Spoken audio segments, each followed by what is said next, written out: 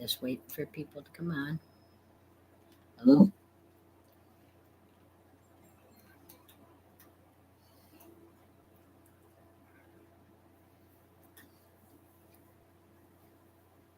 I was going to read the Torah portion tonight, but I'll say the Shema before the Torah portion.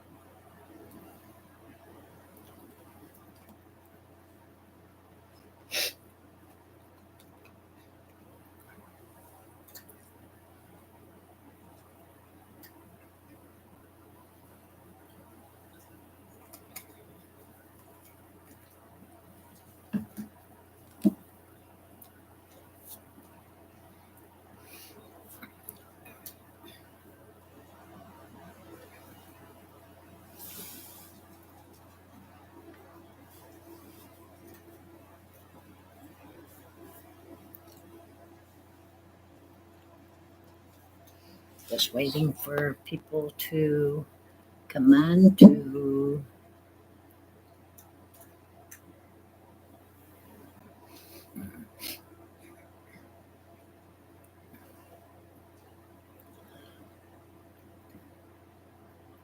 Well, anyways, nobody comes on. That's okay. I was just hoping that people would come on tonight, but um, but I'm going to read the Torah portion for Shabbat. I know it's a little late tonight, um, but I'm going to do the Shema first, and then read the Torah portion after. So, Shema Israel, Adonai Eloheinu, Adonai Echad, Baruch Shem Kibod, Malkuto, Leolam Bayed.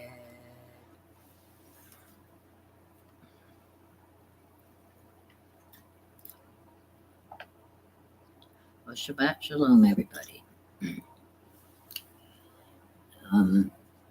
Tonight is the parasha is Torah portion.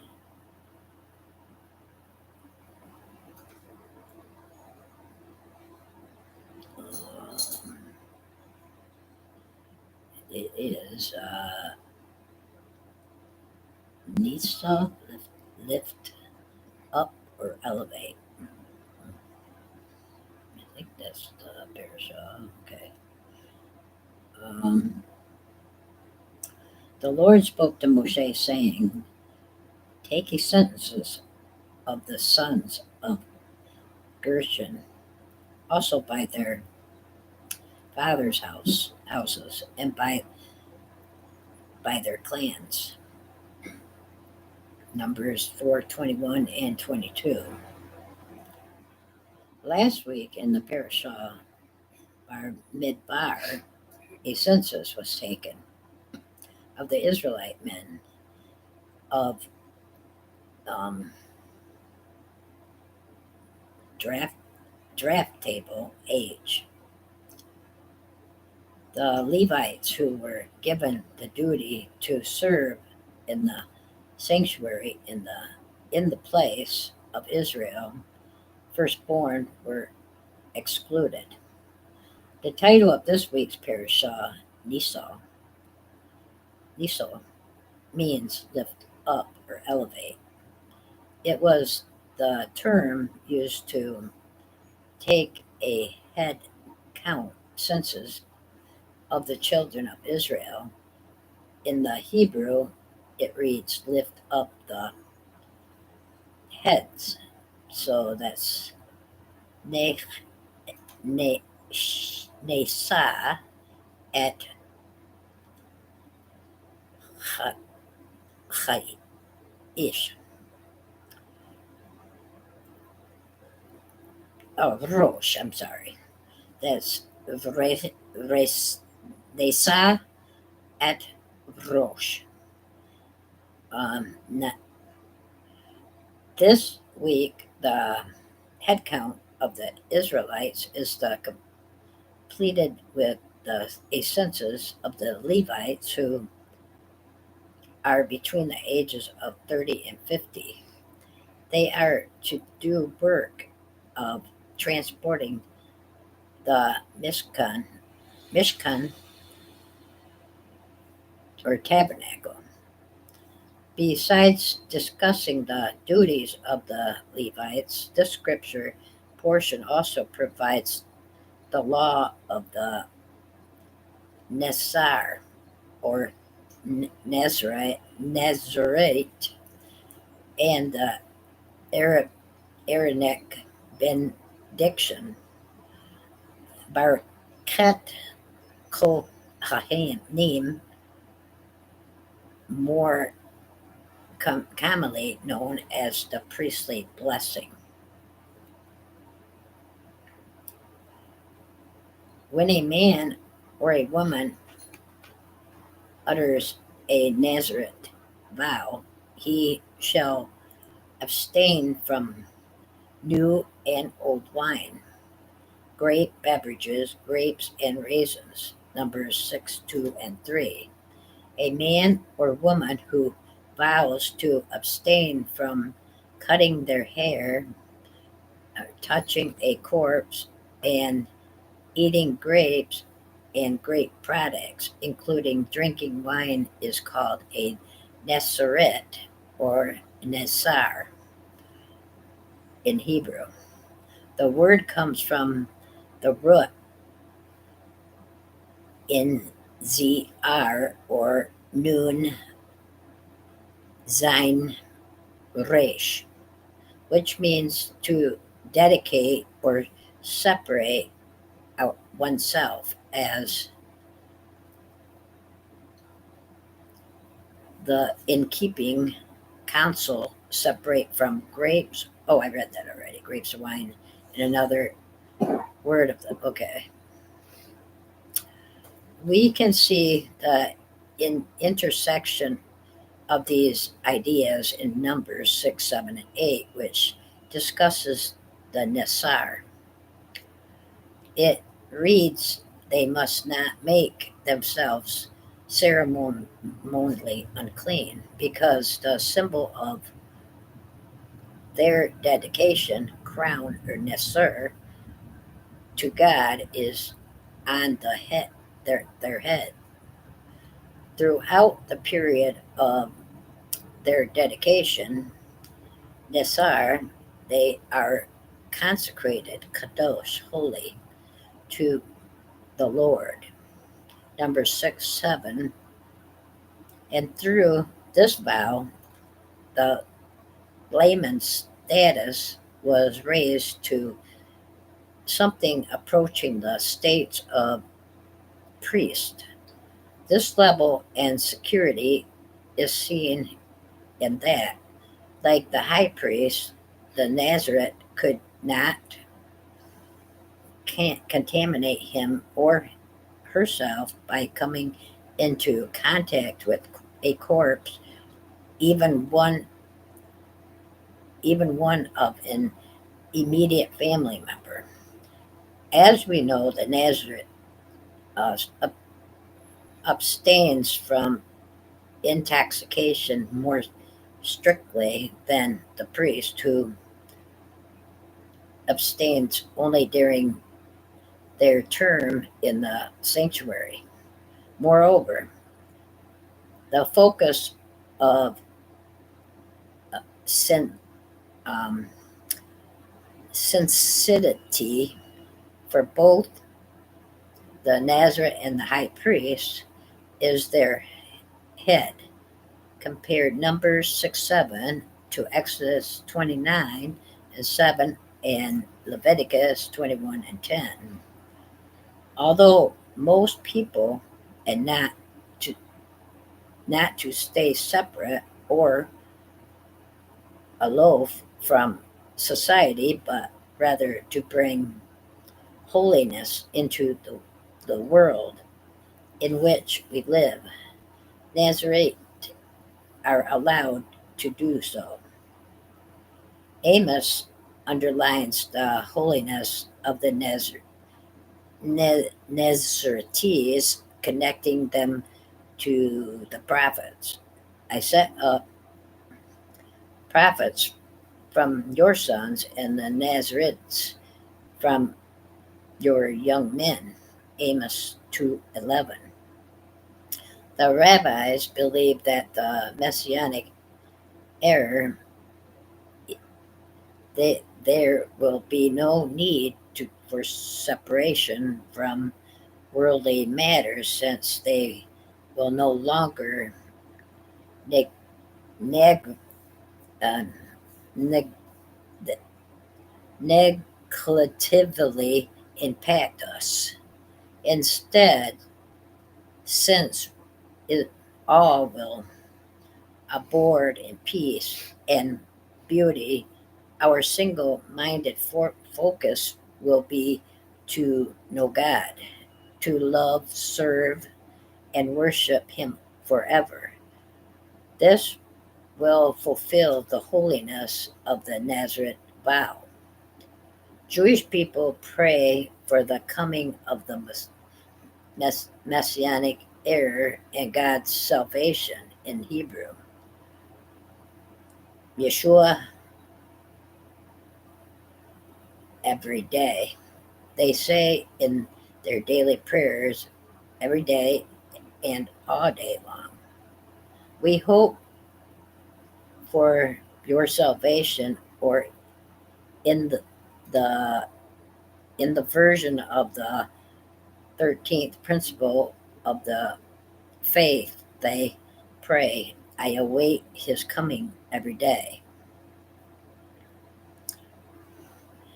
In the parashah, God commands the Kohanim, Jewish high priests, descendants of Aaron, brother of Moshe, to impart a blessing. Numbers 6:24-26, called the Birkat Kohanim, to the people of Israel through the following three-part benedictions. The Lord bless you and guide you. The Lord make his face shine up light upon you and be gracious unto you. The Lord lift up his face unto you and give you peace. To impart this blessing, the priests lift their hands with palms outstretched and facing downward, while the sub Saharantic communities today simply raise their hands above their heads and separate their fingers with their arms outstretched. Ashkenazi's communities see the hands of the Kohanim forming windows through which the blessing flow and experience in the Midrash Jewish commentary. The Midrash compresses this stance with a passage in the Song of Songs, which suggests that God Shekinah, divine presence, stands behind the Kohanim who bless the people.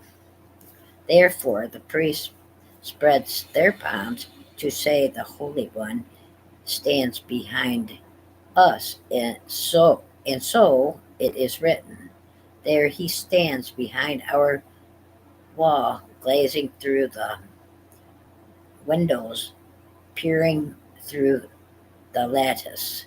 Song of Songs 2:9. Gazing through the um, gazing through the windows through the figures of the priests peering. I read that already. They spread their palms, and therefore it says, "Thus shalt you bless them."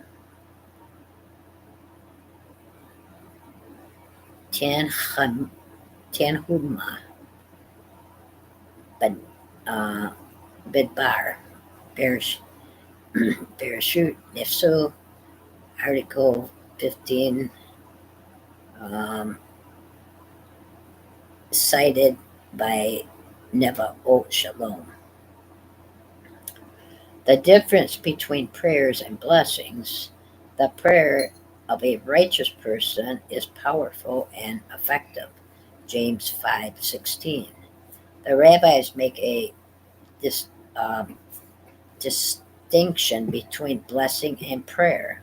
The blessing of the tzaddik, righteous man, im- imparts to us whatever God has intended for our life. For example, when Jacob blessed his children, uh, Mim Hazel and Ephraim, Jacob crossed his hands to give the greater blessing to Ephraim rather than Misashel.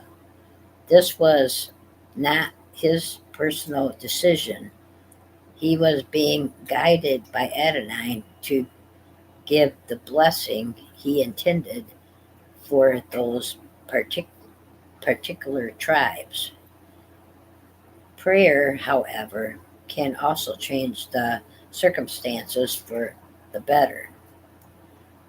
It can cause a sick person to recover, a single person to find that a sheet chosen match, and a person plagued by poverty and have their needs met. The, the Birkat Kohanim, however, acts as both blessing and prayer. The Kohanim blesses us with God's peace, protection, favor, and grace, but as a prayer, it can also change our circumstances for the better. And he took the children in his arms, placed his hands on them, and blessed them. Mark 10:16.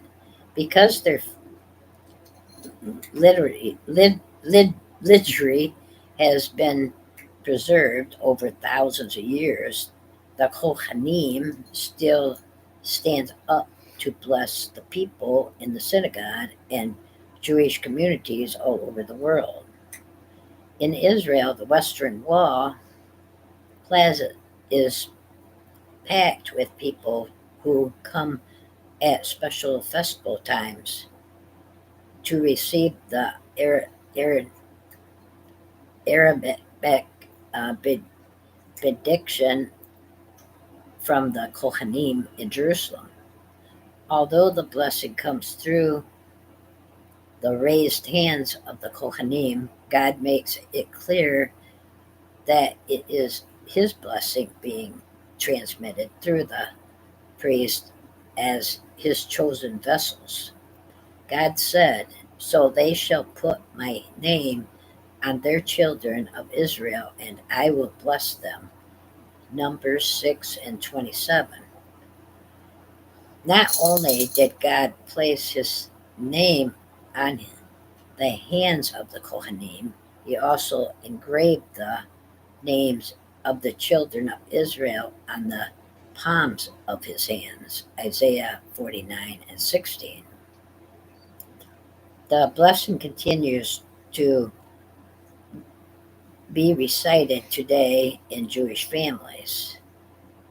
In the Brit New Covenant, we see the blessing are also in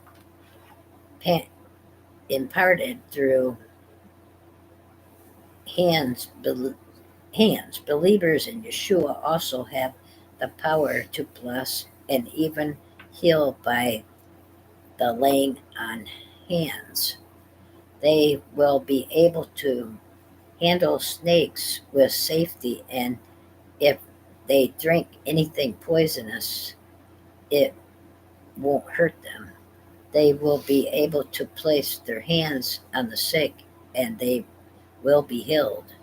Mark 16 and 18. Many Messianic congregations pronounce the Birkat Kohanim blessing those assembled in their services. Ultimately, the Birkat Kohanim is about experiencing intimacy with God. May our lives be a living testimony of the intensity. The people who, with holy hands and sanctified hearts and heads, who carry with them the presence of the God of Israel. Today, oh well, excuse me, the Lord, their God, will serve people that day as a shepherd serves his flock. They will sprinkle in his land like jewel in a crown. Shabbat Shalom, and I hope this um, was a good Torah portion for tonight. Um, and I bless everybody, and I thank whoever joined me tonight. And it was a blessing for all of you to be here online. And you all have a wonderful, wonderful Shabbat um, day, and God bless. Shabbat Shalom.